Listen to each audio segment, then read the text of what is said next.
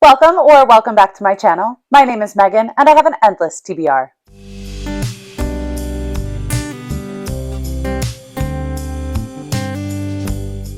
Today's just going to be a quick winter themed book tag. I saw this tag on the channel Bookables, which is run by Heather, and it was apparently created by a book blogger who goes by Marissa Wrights. Both of those folks will be tagged down below and their respective postings.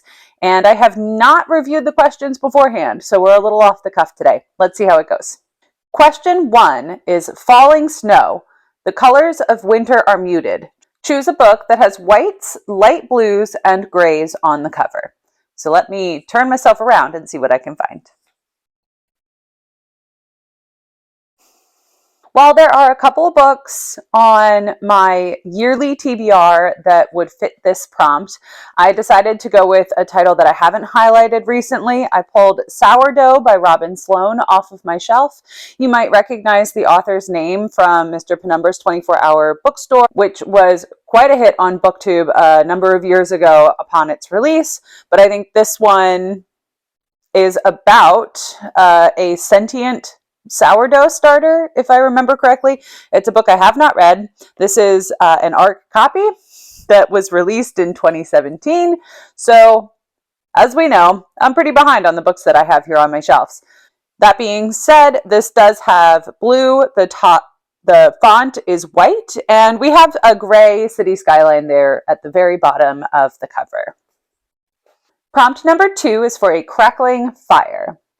Colder weather makes for the perfect time to sit by a crackling fire in the fireplace. What book is best to curl up next to a warm fire with?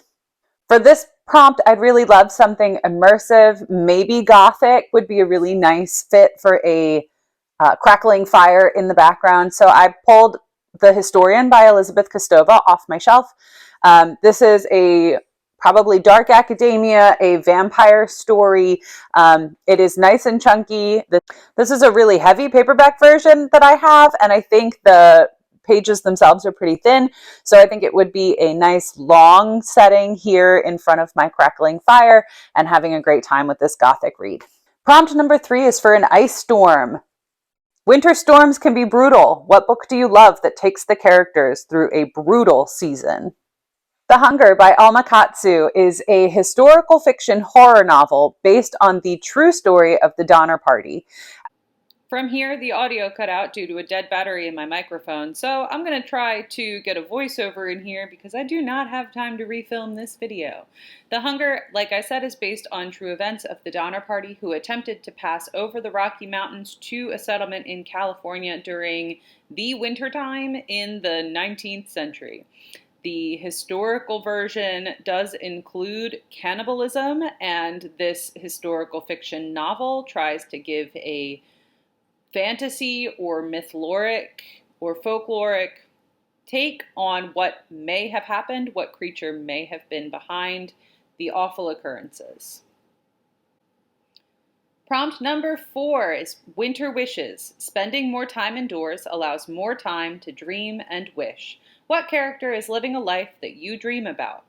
And I wound up, after much trepidation, selecting The Natural History of Dragons, a memoir by Lady Trent. This is a novel by Marie Brennan featuring a fantastical historical fiction take of a dragon naturalist.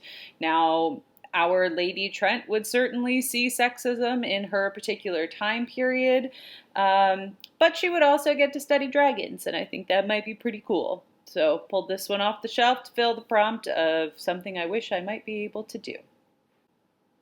Prompt number 5 calls for lip balm and lotion. Soothing dry skin is part of the winter for many. What book is full of soothing and comforting words? I picked up a nostalgic novel. This is The 13 and a Half Lives of Captain Bluebear by Walter Moers. This is a German novel by a comic artist, and it was translated from the German by John Littlejohn. I have no idea if that is a made-up name or if that is his given.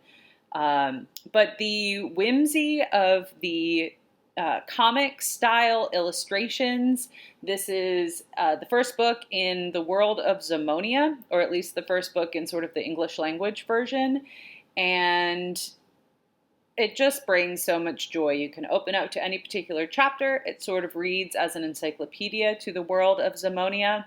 And every once in a while, I will seek out another English translated version of a book in this series. And they're all along the same lines of whimsy, nostalgia, and a general good time.